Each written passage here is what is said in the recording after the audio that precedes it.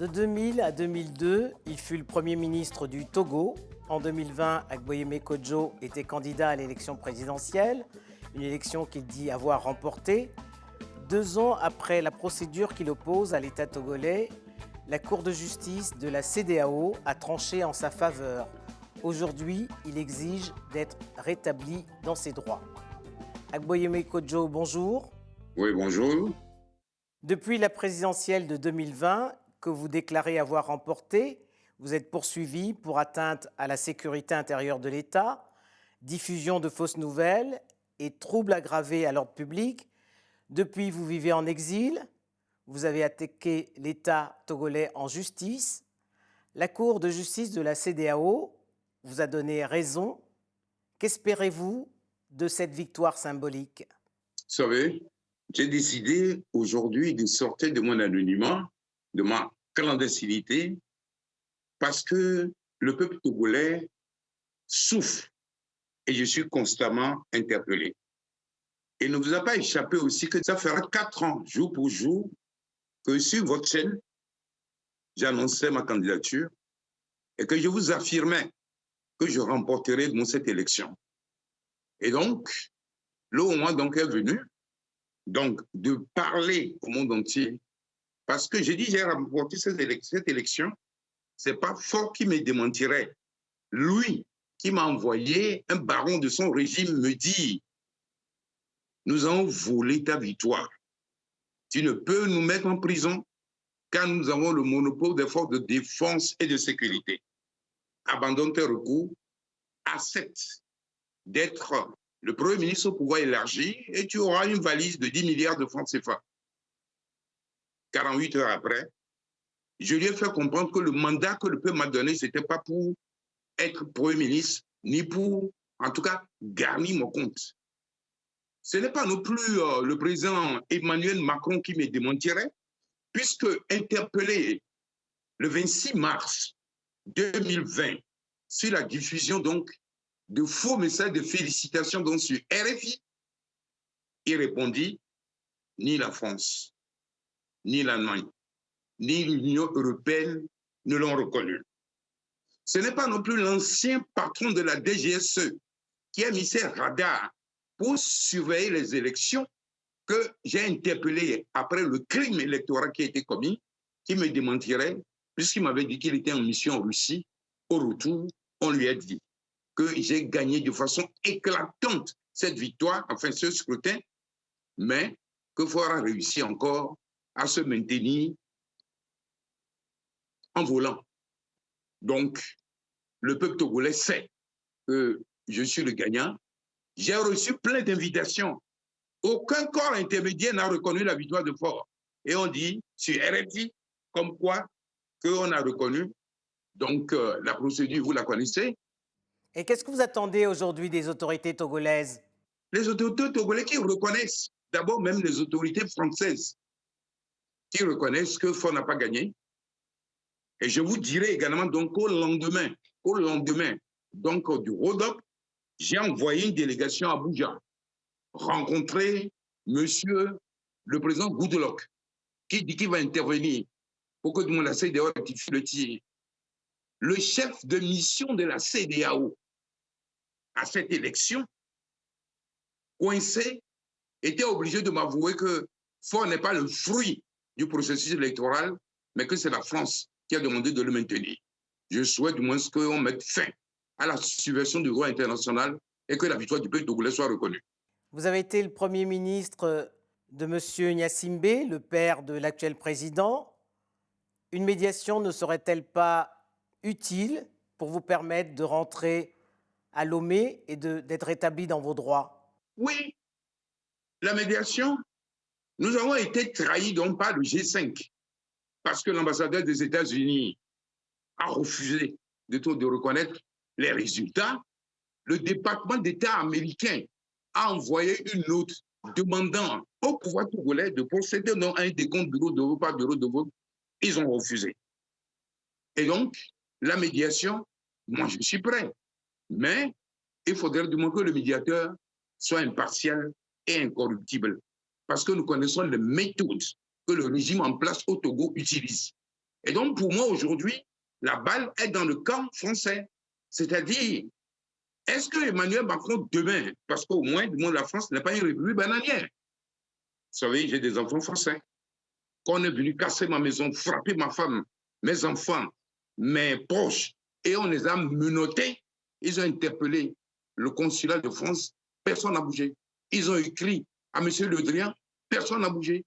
De toute façon, je crois quand même que c'est quelque chose d'extrêmement grave. Parce que quand Foy Sigbe était venu à Paris et qu'il fallait du moins mettre fin à la polémique, M. Le Drian a dit oui, on a envoyé une lettre de courtoisie interpellée par la commission Affaires étrangères de l'Assemblée nationale pour avoir une copie de ce courrier de courtoisie. M. Le Drian répond, ce genre de courrier n'a pas vocation de toute façon à être diffusé. Ah bon? Et c'est sur cette base-là que le député de la nation de Haute-Garonne, M. Sébastien Nadeau, a écrit à Emmanuel Macron de démentir la fausse lettre. Vous savez, nous sommes au 21e siècle. Je n'ai pas commencé la politique là maintenant. Bon, il a été quand même président de l'Assemblée nationale, Premier ministre, président de la Commission Affaires étrangères à l'Assemblée nationale. Je sais comment l'Assemblée fonctionne. Un gouvernement sérieux, lorsqu'il est interpellé par l'Assemblée nationale, réagit. Et donc, pour nous aujourd'hui, c'est la France-Afrique qui maintient fort là. Mais pour éviter donc les événements qui vont se produire, je demande à la diplomatie française de prendre ses responsabilités parce que c'est lui, c'est elle qui est en cause. Comment vous pouvez imaginer que la France, qui est un pays de droits de l'homme, que l'ambassadeur de France a signé des journaux qui dénonçaient l'ingérence française à la justice? C'est pas sérieux. Et donc, moi, tous les Togolais savent aujourd'hui que si Faure est là, c'est que c'est Emmanuel Macron qui le maintient. Je veux que le président Macron puisse respecter ces déclarations dans la clarté et dans la cohérence. Et lui-même a dit que rester trop longtemps au pouvoir, c'est nuisible pour les populations. Et Emmanuel Macron, avec tous les services, sait parfaitement que nous avons gagné les élections et que les messages de félicitations qui ont été diffusés sur RFI sont des fakes. Et donc, on l'a fait dans d'autres pays. Si ils estiment que notre requête est fondée, je souhaiterais qu'ils prennent ses responsabilités pour que le peuple togolais sorte de sa misère et que le peuple togolais ne se sente pas méprisé à la fois par Foy Sigbe et ses réseaux extérieurs. Vous êtes Aboyeme Kodjo, très proche du clergé togolais, qui d'ailleurs en 2020 avait pris fait et cause pour vous. Quel rôle pourrait-il jouer pour mettre un terme à cette crise? Je crois que le clergé togolais a fait un travail magnifique. Le clergé togolais, dès le lendemain de la fausse victoire du Fort, a sorti un communiqué pour que Fort, ou du moins les organes qui ont organisé les élections, puissent nous rétablir dans nos droits. Rétablir la vérité des urnes. Le clergé continue de travailler. Mais en fait, du moins, Fort a un rêve. C'est qu'il veut mourir au pouvoir. Mais il va partir. Parce que lui-même ne savait pas qu'il allait ramasser une déculottée le 22 février 2020. Je dis et je répète que lui-même m'a envoyé un des barons de son régime me dit « Nous avons volé ta victoire. Mais vous ne pouvez pas nous envoyer en prison parce que c'est nous qui avons le monopole des forces de défense et de sécurité. Accepte le poste de Premier ministre au pouvoir élargi et ils sont de 10 milliards. Il ne peut pas le nier. Comment je dirais, le messager est là et également un autre membre du gouvernement a envoyé un avocat, mon avocat, me dit d'abandonner ma requête, qu'eux aussi vont abandonner la fausse poursuite judiciaire qu'ils ont engagée de mon compte moi. Et d'ailleurs, ils ont été déboutés et humiliés donc par la CEDEAO. Et donc, je demande aujourd'hui justice au peuple togolais. Et je demande aux hommes politiques français, aux démocrates, aux défenseurs des droits de l'homme, tous de venir au secours du peuple togolais. Monseigneur Kodjoro, prélat, du moins Monseigneur Kodjoro, archevêque émérite aujourd'hui 14 ans, se trouve dans le désert de la Suède dans le froid parce qu'on a voulu le tuer.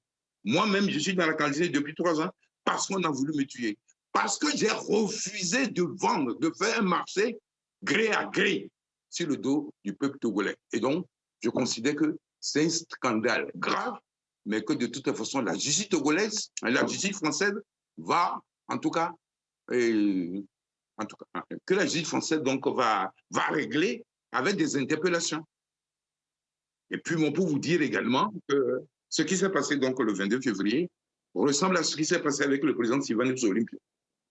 Celui qui est chargé de sa sécurité, lorsqu'on l'a assassiné, on l'a affecté au Cameroun en lui donnant une promotion. Ici, Marc de Vizy, que je fréquente régulièrement, m'a dit, après les élections, je rentre en France. Je vais te donner mes coordonnées. Comme ça, lors de tes passages à Paris, eh bien, tu viens me voir. Trêve de plaisanterie. Je veux dire donc au président Macron, je m'appelle Agbeo Mekodjo. J'ai eu la chance de le rencontrer 2 fois lorsqu'il était à Bercy. Je suis très proche d'un de ses amis. On ne me sacrifie pas comme ça. Et je ne souhaite pas que de toute façon, son nom soit inscrit. En tout cas, dans les poubelles de l'histoire de la relation entre la France et le Togo.